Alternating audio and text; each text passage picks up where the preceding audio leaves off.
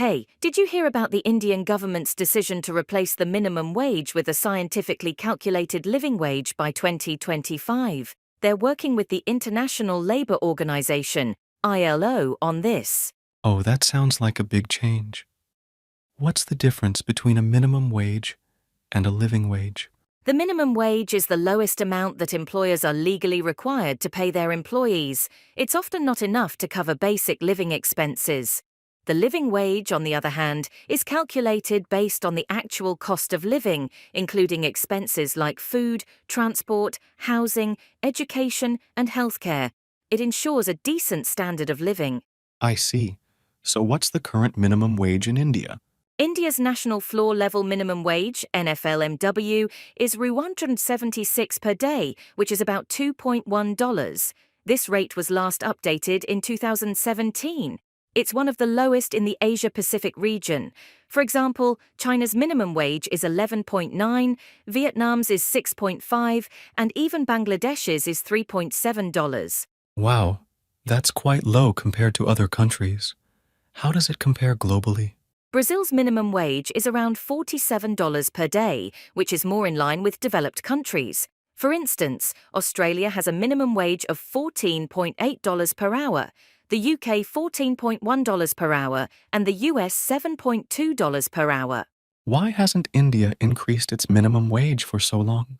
Despite the stagnant minimum wage, the Indian government regularly adjusts the dearness allowance, DA, for central government employees to counter inflation. For example, in March 2024, they increased the DA by 4%. That's interesting. But why is it important to update the minimum wage or replace it with a living wage? Aligning the minimum wage with the cost of living and inflation is crucial. Many workers in India, especially those in formal jobs, earn minimum wages. A low minimum wage impacts households relying on a single earner.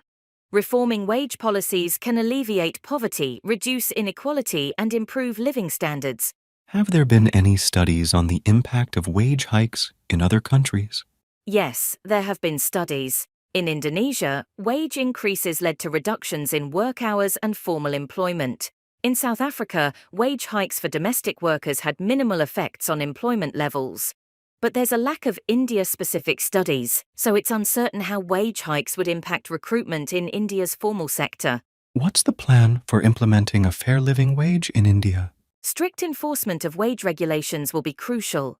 The government will need to support compliance across different employee statuses, genders, and skill levels. They might provide tax waivers to ease the economic strain on smaller businesses during the initial phase of strict enforcement. What about social security benefits? Enhanced minimum wages shouldn't lead to increased salary deductions for social security benefits. The government could abolish employees' contributions to the Employees' State Insurance Corporation, ESIC, and reduce employers' contributions from 3.2% to 1.5%. The ESIC has a surplus of Rs. 65,000 crore, increasing annually by Rs. 9,000 crore, so this is feasible. So, once the living wage is established, how will it be maintained? The living wage should be adjusted to inflation every 2 years. Strict implementation can help more people transition to formal employment, raise living standards, and support economic growth. I read in The Hindu recently that the government is also considering sector-specific wages to address disparities in different industries. This could mean higher wages in sectors like construction and textiles, where workers are often paid less. That's a great point. The Hindu also mentioned that the government is planning to use technology for better enforcement. This includes using digital payment methods to ensure transparency and compliance with wage regulations. That sounds promising. But what about the informal sector? Most of India's workforce is still informal, right? Yes, that's true. Around 80% of India's workforce is in the informal sector. The Hindu reported that the government is planning to bring more informal workers into the formal sector through various initiatives. They're also focusing on skill development programs to increase employability and wages. It seems like there are a lot of steps involved. But if done right, It could really improve living standards for many people. Absolutely.